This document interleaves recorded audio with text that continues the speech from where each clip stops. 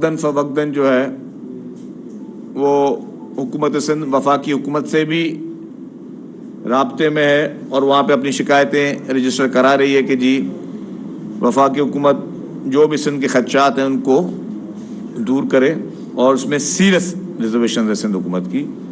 اور کچھ تو ایسی ریزرویشن ہیں کہ جب وہ سینسس رزلٹ آئے گی تو شاید اس رزلٹ کو پوری دنیا کے لیے وہ تعجب کی بات بن سکتی ہے. تو اور وفاقی حکومت ابھی تک تو ہمیں اس کی یقین دہانی کرا رہی ہے کہ ہماری ان ریزرویشن کو دور کیا جائے گا، لیکن اب جب فائنل رزلٹ آئیں گے تبھی کہا جا سکتا ہے کہ سندھ حکومت جو ہے کس حد تک اس کے گریونسز کو دور کیا گیا ہے. دوسرا امپورٹنٹ ایشو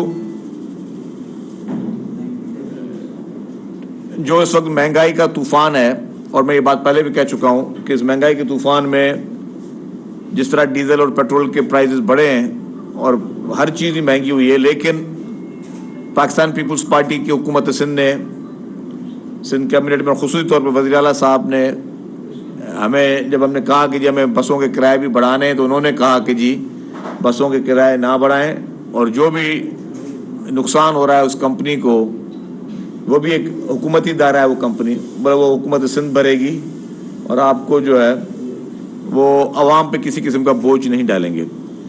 تو اب اس میں ایک اور چیز یہ ہے کہ ابھی عید کا دور آ رہا ہے، اور عید کے ٹائم میں بھی لوگ جو کہ اپنے اپنے گھروں کو، اپنے گاؤں کو، مختلف صوبوں میں جائیں گے تو وہاں پہ بھی بہت زیادہ جو ہے وہ لوگ کرائے بڑھاتے ہیں ٹرانسپورٹرز. تو اس پہ آج ہماری ایک میٹنگ ہوئی، ابھی ایک میٹنگ اس کے بعد بھی میری ہے. تو ہم یہ کوشش کر رہے ہیں کہ جو ٹرانسپورٹر بھی حکومت کے ریٹ سے زیادہ اگر ریٹ بڑھائیں گے تو ان کے خلاف ہم ایف آئی آر کاٹیں گے.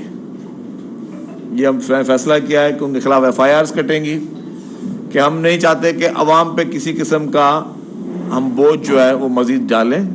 اور جس کو بھی خدشات ہیں ٹرانسپورٹروں کو برائے مہربانی حکومت سے رابطہ کرے، حکومت سے بات چیت کرے، لیکن اپنی مرضی سے من مانی کرنا یا لوگوں کی اس مشکلات کا فائدہ اٹھانا یا ان کو اس میں بلیک میل کرنا، کسی کو اس کی اجازت نہیں دی جائے گی. اس کے ساتھ ساتھ آپ کو جیسے بتایا کہ 2 روٹس میں نے آپ سے وعدہ کیا تھا سندھ کی عوام سے کہ 2 روٹس ای وی بسز کے وہ شروع ہو چکے ہیں. ایک کینٹونمنٹ سے ٹینک چوک سے، اور دوسرا بیریا ٹاؤن سے ہم نے شروع کیا ہے. وہ 30 کلومیٹر سے زیادہ کا راستہ تھا. اب جو تیسرا روٹ ہے وہ کل شروع کرنے جا رہی ہے پاکستان پیپلز پارٹی کی حکومت سندھ، اور انشاءاللہ تعالی یہ بھی ایک دیرینہ مطالبہ تھا کہ جتنا بھی لالو کھیت والا علاقہ، نازم آباد 10 نمبر والا علاقہ، یہ سارا یہ کمپلیٹ ہوتا آئے گا اور یہ پھر ٹاور تک یہ کنٹینیو ہوگا.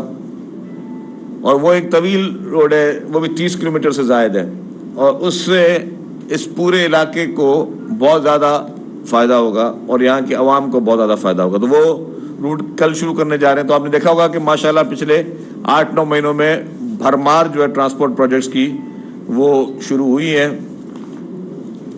اس کے علاوہ جو بہت بڑا ایشو ہے وہ گندم کا اور آٹے کی فراہمی کا ہے. یہ ایک پروپیگنڈا بیچ میں شروع کیا گیا تھا کل پرسوں، اس پہ انفارمیشن ڈپارٹمنٹ نے آپ کو ایک اس کی تردید بھی کر دی تھی کہ گورنمنٹ نے ویٹ کی سپورٹ پرائس 4000 سے کم کر کے 3000 کی، اور اس پہ کوئی جعلی لیٹر بھی کسی نے چلایا تھا. پھر ہم نے معلوم کیا، پتہ چلا کہ وہ بھی پی ٹی آئی کے سوشل میڈیا سیل کے لوگ تھے جو سیکرٹری کے نام کیے جعلی لیٹر اور جعلی سگنیچر کر کے چلا رہے تھے.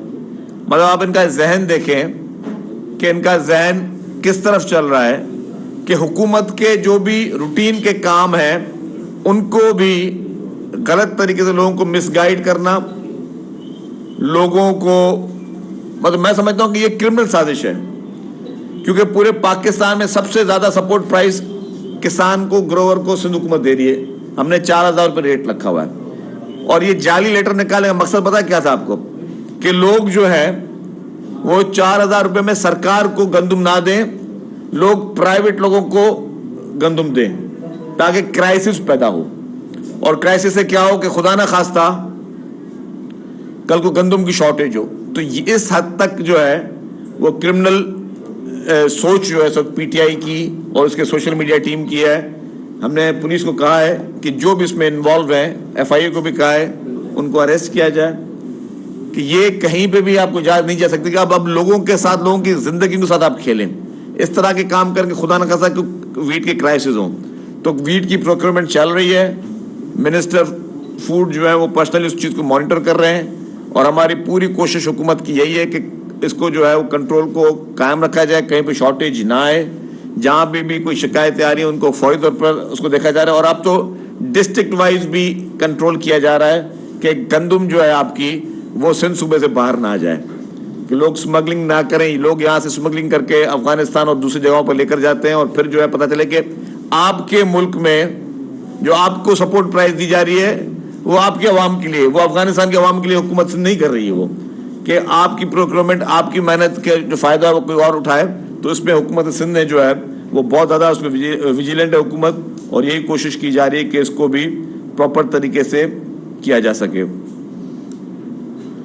اس کے بعد ایک ایشو, ایک فراڈیے کا آپ نے دیکھا ہوگا کل پرسوں اس نے جو کہ اصل میں طالبان کے مذاکرات کا مین کردار تھا, زلمے خلیل زاد. اور جب کل ریسرچ سے پتہ چلا کہ اس پہ خود الزام ہے منی لانڈرنگ کا,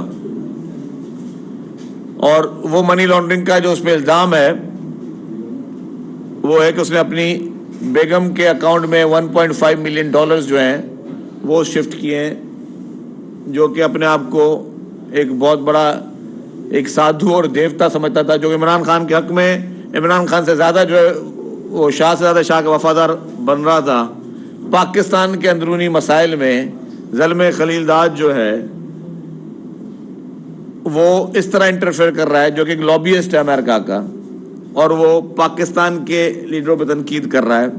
اور اس کی جب وہ کہتے ہیں کہ اس کی پوچھ اٹھا کے دیکھی تو یہ پتہ چلا کہ یہ خود ایک کرپٹ ترین شخص اور منی لانڈرنگ کے سیریس ایلیگیشنز, اور یہ نہیں کہ پاکستان میں کوئی ایک پولیٹیکل پارٹی دوسری پولیٹیکل پارٹی میں الزامات لگاتی ہے, لوگ کہتے ہیں یہ سیاسی انتقام ہے.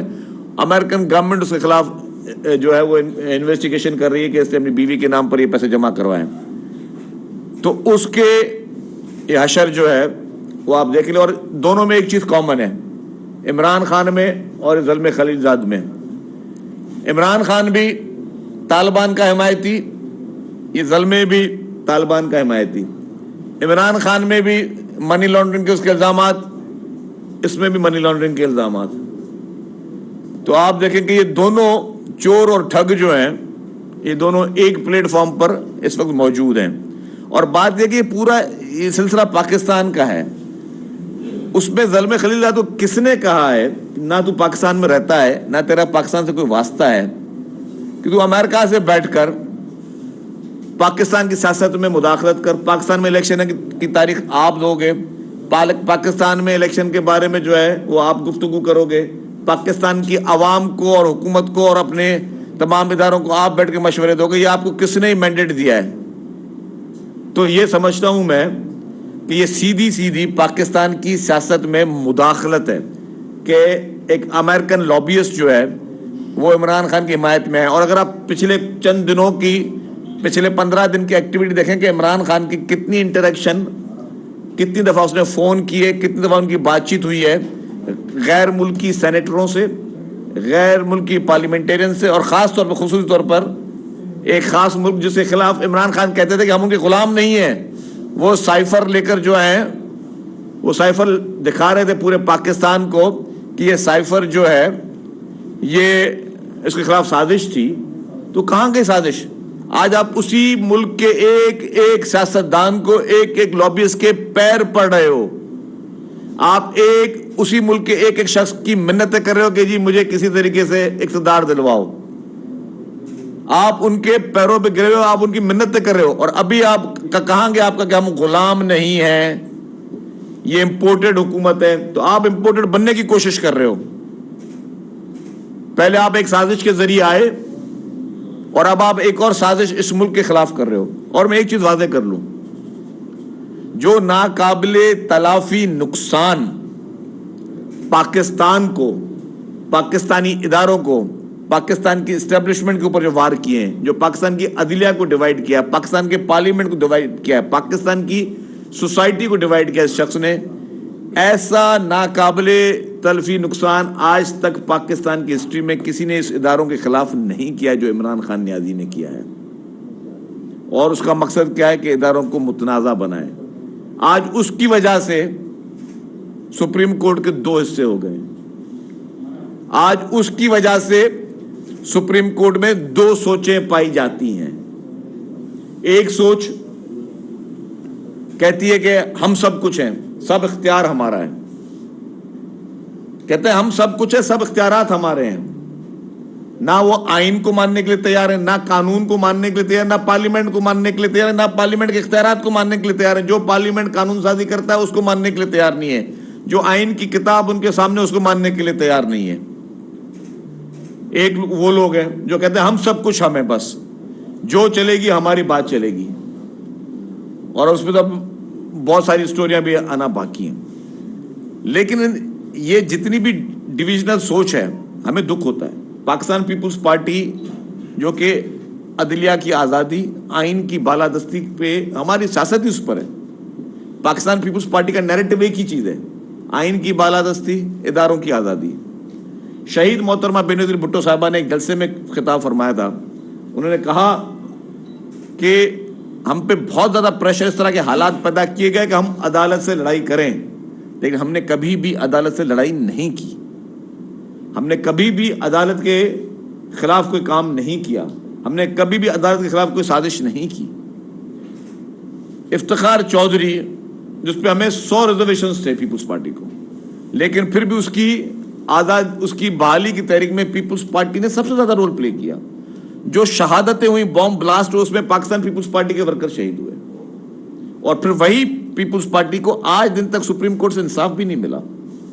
ایک مائنڈ سیٹ ہے جو کہ پیپلز پارٹی کو ہمیشہ نشانہ بناتا رہا ہے، چاہے اس کے لیڈرن کو سزائیں دلوانا ہو، سزائے موت کے جو ہے عدالتی قتل ان کے کرنے ہو، چاہے ان کی محترمہ شہید بینظیر بھٹو صاحبہ کی 2 دفعہ حکومت گرائی گئی، دونوں دفعہ محترمہ جب گئیں سپریم کورٹ میں تو ان کو وہاں سے انصاف نہیں ملا، غیر آئینی غیر قانونی کاموں کو وہاں پہ انڈورسمنٹ ملی، ادھر ہی صحیح ملی، اور باقی پارٹیوں کا میں نام نہیں لیتا، ان کو ہمیشہ ریلیف ملتے رہے، پیپلز پارٹی کو کبھی ریلیف نہیں ملے۔ اور یہی آپ دیکھیں کہ افتخار چودھری کے دور سے لے کر جتنی پٹیشنیں آپ دیکھیں کہ جب یوسف رضا گیلانی صاحب کی حکومت تھی تو کیا پیپلز پارٹی کو کام کرنے دیا گیا تھا؟ نہیں کیا گیا تھا۔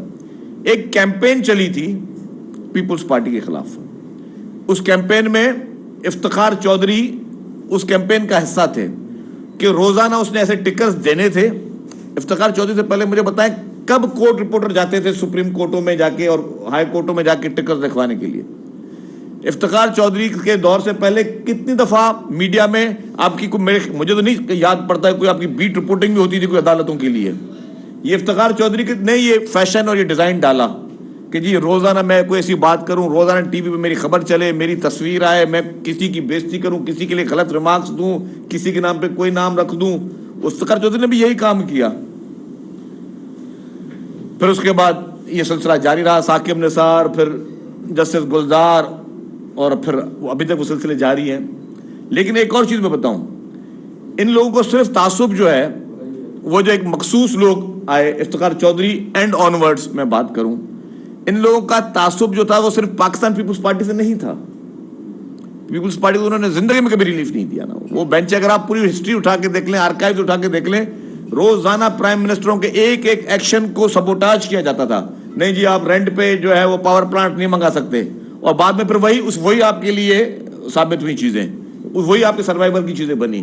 آپ جی یہ کام نہیں کر سکتے، آپ وہ کام نہیں کر سکتے، یہ کام کا اجازت نہیں۔ پوری بیوروکریسی، فیڈرل سیکرٹریز، منسٹر سارا دن عدالتوں کے باہر کھڑے ہوتے تھے۔ ایک تو میں نے کہا ان سب لوگوں نے بغض رکھا، ان سب لوگوں نے بغض رکھا پاکستان پیپلز پارٹی کے خلاف، وہ جو مائنڈ سیٹ تھا۔ لیکن ایک اور بغض بھی رکھا انہوں نے، جو چیز میں محسوس کر رہا ہوں۔ افتخار چودھری صاحب کے ٹائم سے دیکھ لیں، جو نے پوچھا. پھر ثاقب نثار صاحب تھے چیف جسٹس, ان کے دور میں ججز ایلیویٹ ہوئے. میں بڑی غور سے ایک بات کہنا چاہ رہا ہوں. ثاقب نثار صاحب کے دور میں ججز ایلیویٹ ہوئے, اس کے بعد جسٹس گلزار صاحب کے کھوسہ صاحب کے دور میں ججز ایلیویٹ ہوئے, پھر گلزار صاحب کے دور میں جسٹس ایلیویٹ ہوئے, اور پھر ابھی بندیال صاحب کے دور میں جسٹس ایلیویٹڈ ہوئے. کوئی مجھے ایک بھی سندھی بولنے والا جج سپریم کورٹ میں نظر نہیں آتا. کیا وجہ ہے کہ ان چاروں ٹینیورز میں کسی سندھی بولنے والے کا جج کو سپریم کورٹ میں نہیں رکھا گیا؟ ایک میرا سوال ہے, اور یہ سوال عوام پوچھتی ہے, عوام کے ذہن میں آتا ہے کہ کیا وجہ ہے کہ کوئی ایسا جج جو سندھی زبان بات کرتا ہو, اس کے لیے کیا سپریم کورٹ میں کیا خدا نہ خاصا نو گو ایریا بن گیا ہے؟ کیا اس کو وہاں پہ آپ اس کا داخلہ ممنوع کر دیا آپ نے؟ جب بھی آپ نے ایلیویشن کی سندھ ہائی کورٹ سے بھی کی, باقیوں سے بھی, میرے لیے تمام پیپلز پارٹی کبھی تعصب پہ یقین نہیں رکھتی. میں ایک بات کلیئر کر دوں, پیپلز پارٹی کبھی یہ چھوٹی ذہن نہیں رکھتی, لیکن پیپلز پارٹی میں ایک ذہن تو سوچ تو ایک آ سکتی ہے جو پبلک کی سوچ ہے, اس کی عکاسی تو پیپلز پارٹی کو بھی کرنی پڑے گی. کہ پبلک کا یہ سوال ضرور اٹھتا ہے کہ کیا وجہ ہے کہ پچھلے 3-4 چیف جسٹس صاحبان نے جتنی بھی ایلیویشن کی ججز کی سپریم کورٹ میں, سندھی بولنے والا کوئی جج نہیں ہے. اور ہم نے دیکھا کہ ہم نے سندھ ہائی کورٹ سے ججز کو ایلیویٹ کیا, پہلے نمبر کو چھوڑ دیا, دوسرے کو چھوڑ دیا, تیسرے کو چھوڑ دیا, چوتھے کو چھوڑ دیا, پھر 5واں 6واں آپ ایلیویٹ کر رہے ہو. کیا یہ مجھے بتائیں, آج اگر کوئی ڈی پی سی سعید غنی صاحب میں کروں اور ہمیں پروموشن کرنی ہو, ہم ایسے کر سکتے ہیں کسی کو 5 لوگوں کو چھوڑ کے 6ٹھے کو پروموٹ کر لیں؟ اور اگر 6ٹھے کو پروموٹ کریں گے تو کیا بنتا ہے, کون سا کیس بنتا ہے؟ آپ بھی کوئی بولیں بھائی. نیب کا کیس بنتا ہے, بھائی آپ نے 5 لوگوں کو چھوڑا, 6ٹھے کو کیوں چھوڑا, کیوں اٹھا لیا؟ آپ اس طرح کی ڈی پی سی کر سکتے ہو کبھی؟ ایلیویشن کرتے ہو, پروموٹ کرتے ہو نا کسی کو, آپ ڈیموٹ تو نہیں کرتے, پروموٹ کرتے ہو. پروموٹ میں آپ نے 6 لوگ چھوڑ کے 7واں اٹھا لیا. یہ کہاں ہوتا ہے؟ یہ بھی مجھے بہت کم نظر آیا ہے. لیکن سندھ میں یہ ہمیں نظر آ رہا ہے کہ سندھ میں یہ مستقل ہو, یہ اس طرح کی چیزیں سوچ پائی جا رہی ہے. اور سوال جینیئن ہے, پبلک کا سوال ہے کہ بھائی کیا وجہ ہے کہ سندھی بولنے والا جج ایلیویٹ نہیں ہو رہا سپریم کورٹ میں, اور کوئی ایک جج مس کر دے, 2 کر دے, 3 4 چیف جسٹسوں نے یہ کرنا شروع کر دیا. تو یہ ایک گریونس یہ بھی موجود ہے. لیکن پھر بھی ہم وفاق کی سوچ رکھتے ہیں, ہم تعصب کی سوچ نہیں رکھتے. لیکن یہ ہمارا اختیار ہے جن لوگوں کے ہم ووٹ لے کر آتے ہیں کہ ان کی آواز ہم ضرور بلند کریں, ان کے جو گریونسز ہیں وہ ضرور بلند کریں کہ یہ سوچ یہاں کے لیے کیوں ہے, یہ نہیں ہونی چاہیے, یہ قابل قبول نہیں ہے. ہم یہ نہیں کہتے کسی کا بھی حق ماریں, ہم یہ نہیں کہتے کسی کے ساتھ بھی زیادتی کریں, لیکن ہم یہ بھی نہیں کرنے دیں گے کہ آپ ہمارا ہی حق مارتے رہیں اور ہمارے ساتھ ہی زیادتی کرتے رہیں. یہ بھی قابل قبول ہمیں نہیں ہوگا. یہ گزارشات تھی. اب سعید غنی صاحب روشنی ڈالیں گے, ان کے ذہن میں کوئی امپورٹنٹ پوائنٹس ہیں, نہیں تفصیلی ڈالیں گے. بسم اللہ کریں. لیکن میں تھوڑی سی بات اس سے ہٹ کے یہ کروں گا کہ اس وقت ملک میں جو صورتحال پیدا کر دی گئی ہے, وہ اگر آپ غور کریں تو ماضی میں یہاں پر فوجی ڈکٹیٹرز آتے تھے اور فوج مارشل لا لگاتی تھی. یہاں اس وقت جو ہے وہ جوڈیشل مارشل لا ہے, اور فوجی ڈکٹیٹرز نہیں ہیں, جوڈیشل ڈکٹیٹرز جو ہیں وہ بیٹھ گئے آگے. یہ جو جوڈیشل ایکٹیویزم ہے, اس کا شکار جس طرح شفیع صاحب نے کہا, پیپلز پارٹی تو مستقل ہوتی رہی ہے, ابھی سے نہیں, 2008 سے جب سے ہماری گورنمنٹ آئی, اس سے پہلے بھی ہوتے رہے, لیکن 2008 سے لگاتار سندھ میں بیٹھے ہیں حکومت میں, وفاق میں ہماری حکومت رہی, لیکن پیپلز پارٹی کنٹینیوسلی اس کی وکٹم رہی ہے.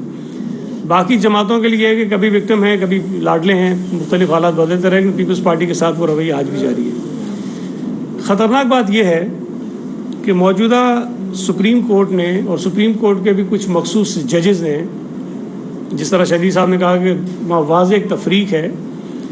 ایک ججز وہ ہیں جو آئین کی بالادستی کی بات کرتے ہیں, جو کسی کے فیوریٹ نہیں ہیں, اچھے ججز ہیں جن کی انٹیگریٹی پہ کوئی سوال نہیں اٹھا سکتا. دوسری طرف کچھ ججز ہیں جو شاید کسی کے عشق میں مبتلا ہیں, اور کسی بھی صورت میں وہ چاہتے ہیں کہ جو خواہشات پی ٹی آئی کی, عمران خان کی ہیں, وہ ہم پوری کریں. حل جوڈیشری کے پاس ہے بڑا آسان، اور یہ بات پچھلے کوئی 1 سال سے، جب آپ کو یاد ہوگا ووٹ آف نو کانفیڈنس پیش ہوا قومی اسمبلی میں اور ڈپٹی اسپیکر نے غیر آئینی رولنگ دی، وزیر اعظم نے غیر آئینی طریقے سے اسمبلی توڑنے کی سمری موو کی، پھر صدر پاکستان نے غیر آئینی طریقے سے اسمبلی کو توڑا، اور وہ کیس جب سپریم کورٹ کے سامنے گیا تو تمام سیاسی جماعتوں نے ایک مطالبہ کیا کہ جناب آپ فل کورٹ جو ہے وہ بینچ تشکیل دیں۔ اس وقت سے لے کے آج تک پاکستان کے بہت اہم ترین آئینی میٹرز جو ہیں وہ سپریم کورٹ کے سامنے جاتے رہے ہیں۔ ہر موقع پر یہ مطالبہ ہوا ہے کہ تمام سپریم کورٹ کے ججز بیٹھیں اور ان مقدمات کو سنیں، لیکن 1 سال کے دوران ایک مرتبہ بھی اس مطالبے پر عمل نہیں کیا گیا۔ یہ بات ایک بہت بڑا سوال اٹھاتی ہے کہ وہ کیا اسباب ہیں، وہ کیا وجوہات ہیں کہ سپریم کورٹ کے وہ قابل ترین ججز جن کے اوپر کوئی انگلی نہیں اٹھا سکتا، ان کو ملک کے آئینی مسائل کے لیے جو بینچز بنتے ہیں اس میں کیوں نہیں بٹھایا جاتا۔ دوسری بات، ہمارے آئین میں تمام اداروں کا ایک دائرہ اختیار ہے کہ آپ نے اس دائرے کے اندر رہ کر اپنے اختیارات کو استعمال کرنا ہے۔ الیکشن کمیشن اگر کہیں اس دائرے سے ادھر ادھر ہوتا ہے تو سپریم کورٹ اس کو گلے سے پکڑ کے دیوار میں گاڑ دیتا ہے کہ تم نے یہ کیوں کیا، اور اسے وہ زبردستی جبری طور پر وہ فیصلے کرواتا ہے۔ اور میرا یہ شروع سے موقف رہا ہے کہ الیکشن کمیشن سپریم کورٹ کا ماتحت نہیں ہے۔ آپ اگر آئین پاکستان کو اٹھا کر دیکھیں تو اس کے اندر مختلف چیپٹرز ہیں۔ جوڈیشری کے لیے ایک الگ چیپٹر ہے، الیکشن کمیشن کے لیے بالکل ایک الگ چیپٹر ہے۔ الیکشن کمیشن کے چیپٹر میں آپ کو عدلیہ کا ایک بھی کہیں ذکر نظر نہیں آئے گا۔ اسی طرح عدلیہ کا جو چیپٹر ہے اس کے اندر الیکشن کمیشن کا رول نہیں ہے۔ دونوں کو خود مختار ادارے کے طور پہ آئین نے جگہ دی ہوئی ہے، لیکن یہاں پر سپریم کورٹ روزانہ الیکشن کمیشن کے معاملات میں مداخلت کرتا ہے، اور جو شیڈیول ہے الیکشن کمیشن کا، الیکشن کا کسی بھی الیکشن کا دینے کا وہ اختیار الیکشن کمیشن کا ہوتا ہے، یہاں سپریم کورٹ جو ہے وہ دیتی ہے۔ ایک مرتبہ افتخار چودھری صاحب بھی یہ کارنامہ کر چکے ہیں، ویسے بائی دا وے یہ کر رہے ہیں۔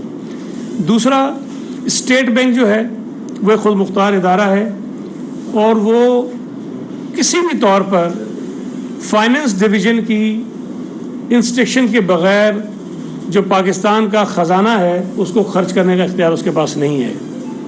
یہاں سپریم کورٹ زبردستی غیر آئینی طریقے سے براہ راست اس کو یہ انسٹرکشن دے رہا ہے کہ اتنے پیسے جو ہے تم فلاں جگہ پہ خرچ کر دو، جو وہ نہیں کر سکتا ہے۔ سب سے خطرناک بات یہ ہے کہ پارلیمنٹ جو ان تمام اداروں کی ماں ہے، جس کی کھوج سے یہ تمام ادارے جنم لیتے ہیں، آئین بنانے کا اختیار صرف پارلیمنٹ کو ہے، سپریم کورٹ کو نہیں ہے، الیکشن کمیشن کو نہیں ہے، کسی اور ادارے کو نہیں ہے۔ پارلیمنٹ آئین بناتی ہے، اس آئین کے ذریعے پھر یہ ادارے قائم ہوتے ہیں، ان کے اختیارات کا تعین پارلیمنٹ کرتی ہے۔ اور یہاں عجیب بات ہے، پہلے بھی ہوتا رہا ہے کہ سپریم کورٹ جس کے پاس خود یہ اختیار نہیں ہے کہ وہ آئین کے اندر ایک نقطہ ادھر سے ادھر کر سکے، وہ کبھی آمروں کو اجازت دیتا ہے کہ تم آئین کے اندر ترمیم کر لو، کبھی خود اپنے فیصلوں کے ذریعے جو ہے وہ آئین کے اندر ترمیم کر لیتا ہے۔ ماضی میں چیزیں ہوتی رہی، لیکن ریسنٹ جو مثال آپ کے سامنے موجود ہے وہ 63A کی ججمنٹ ہے، جس کے نتیجے میں یہ پورا آئینی بحران جو ہے وہ پیدا ہوا تھا، وہ بھی سپریم کورٹ کے ذریعے ہوا۔ ابھی حالیہ دنوں میں جو پارلیمنٹ نے ایک بل جو ہے وہ supreme court practice and procedure bill 2023، جس میں کوئی ایسی چیز نہیں ہے، کوئی ایک چیز ایسی نہیں ہے جو انڈیپینڈنس آف جوڈیشری کے خلاف ہو، کوئی ایک چیز نہیں ہے۔ یہ تمام چیزیں جو اس بل کے اندر موجود ہیں، جو پارلیمنٹ نے منظور کی ہیں، ان کا مطالبہ پتہ نہیں کتنے برسوں سے اس ملک کی سیاسی جماعتیں بھی کرتی رہی ہیں، اور تمام بار کونسلز کرتی رہی ہیں، حکومت پاکستان کو لکھتی رہی ہیں کہ جناب پارلیمنٹ یہ نہیں کر رہی، لہذا آپ یہ قانون بنائیے اور یہ اس کو کچھ ریگولیٹ کیجیے۔ جو اختیارات چیف جسٹس کے ہیں، chief justice supreme court of Pakistan نہیں ہے۔ سپریم کورٹ آف پاکستان کا مطلب ہے کہ وہاں جو 17 ججز ہیں ان پر مشتمل ایک سپریم کورٹ ہے۔ چیف جسٹس اس کا ایک جج ہے، 17 میں سے ایک جج ہے۔ اس کے پاس جو ایڈمنسٹریٹو پاورز ہیں وہ جس انداز میں استعمال کر رہا ہے، وہ شریف صاحب نے بالکل ٹھیک کہا کہ میں وزیر ہو کر، مراد علی شاہ چیف منسٹر ہو کر، شہباز شریف وزیر اعظم ہو کر، جو ہمارے اختیارات دیے ہوئے آئین کے اندر، قانون کے اندر، رولز کے اندر، ہم اگر وہ بھی استعمال کریں تو یہ ان کو بھی اٹھا کر پھینک دیتے ہیں اور کہتے نہیں آپ نے بدنیتی سے یہ اختیارات استعمال کیے. بعض اوقات وہ استعمال ہوتا ہے نا اختیارات سے تجاوز کیا آپ نے، حالانکہ اختیارات سے تجاوز نہیں، اختیارات سے تجاوز وہ ہوتا ہے کہ آپ کے پاس اختیار نہیں اور آپ نے کر لیا ہو، اور آپ کے پاس اختیار ہے اور اگر آپ وہ کریں تو وہ اختیارات سے تجاوز نہیں کہلاتا. یہاں سوال یہ پیدا ہوتا ہے کہ چیف جسٹس جو کچھ کر رہا ہے، چاہے وہ بینچز بنانے کی بات ہو، چاہے وہ سو موٹو اختیارات کے تحت مقدمات ٹیک اپ کرنے کی بات ہو، چاہے وہ اپنی مرضی سے ججز کو بینچز میں لگانے کی بات ہو، اپنی مرضی سے ججز کے پاس کیسز بھیجنے کی بات ہو، یہ کہیں پر بھی پراپر طریقے سے اس کی کوئی رولز میں ذکر نہیں ہے. اب اگر اس اختیار کو جو چیف جسٹس کے پاس ہے وہ اس کو غلط طور پہ استعمال کر رہا ہے، اور جس کا وکٹم صرف کچھ لوگ نہیں ہو رہے ہیں، جس کا وکٹم ریاست پاکستان ہو رہی ہے، جس کا وکٹم اس ملک کے ادارے ہو رہے ہیں، اگر اس کو ریگولیٹ کرنے کے لیے پارلیمنٹ نے قانون بنایا اور یہ کہا کہ سپریم کورٹ کا چیف جسٹس جب بینچز بنائے گا تو اکیلا نہیں بنائے گا، اس کے ساتھ دو اور سینئر ججز ہیں وہ بیٹھ کر بنائیں گے، تو اس میں بری بات کیا ہے؟ سپریم کورٹ نے یہ نہیں کہا، پارلیمنٹ نے یہ نہیں کہا کہ سپریم کورٹ کا چیف جسٹس ہوگا اور اس کے ساتھ وزیر قانون ہوگا اور اس کے ساتھ اٹارنی جنرل ہوگا اور اس کے ساتھ سعید غنی ہوگا، اس کے ساتھ شہریل میمن ہوگا، وہ بیٹھ کے طے کریں گے. یہ نہیں کہا، بڑا سمپل یہ کہا کہ 3 سینئر ججز بیٹھ کے طے کریں گے کہ جی بینچز کیا بنی ہے. سو موٹو کا اگر کوئی ایشو ہوگا تو اس کے لیے ایک طریقہ کار بتایا کہ جی چیف جسٹس کی خواہش نہیں ہوگی، چیف جسٹس کے پاس ایک واٹس ایپ آ گیا اس کے پہ نہیں کرے گا، چیف جسٹس نے صبح اخبار پڑھ لیا اس پہ نہیں کرے گا، چیف جسٹس نے کوئی ٹکر دیکھ لیا اس پہ نہیں کرے گا. اس کا ایک طریقہ کار بنا دیا گیا کہ اگر آپ سمجھتے ہیں کہ یہ ایشو اس نوعیت کا ہے کہ جس سے عوامی مفادات کو کوئی نقصان پہنچ سکتا ہے تو اس کے لیے آپ برائے مہربانی ذرا کنسلٹ کر لیجئے ججز کے ساتھ. اس کو ابھی وہ قانون منظور ہی نہیں ہوا، قانون بنا ہی نہیں ہے، بننے سے پہلے اس قانون پر عمل درآمد روک دیا گیا. اور اس میں تو ایک بہت بڑا سوال یہ اٹھتا ہے کہ یہ قانون اگر بن جاتا ہے تو اس کا ایگریوڈ پارٹی کون ہے؟ ہم عام طور پہ جب کورٹ میں جائیں کوئی کیس لے کر تو وہ کہتے ہیں بھئی اس کا متاثرہ فریق کون ہے؟ اس کا متاثرہ فریق تو چیف جسٹس آف پاکستان ہے. اگر وہ سمجھتا ہے کہ میرے اختیارات کم ہو رہے ہیں تو کیا ایک آدمی جو اس قانون کی وجہ سے متاثر ہو رہا ہے، جس کے اختیارات متاثر ہو رہے ہیں، وہ خود اس پہ بینچ بنا سکتا ہے؟ کیا وہ خود اس بینچ کی سربراہی کر سکتا ہے؟ صوبائی وزراء سندھ شرجیل انعام میمن اور سعید غنی کی نیوز کانفرنس. انہوں نے کہا کہ خوراک کا تحفظ ہماری اولین ترجیح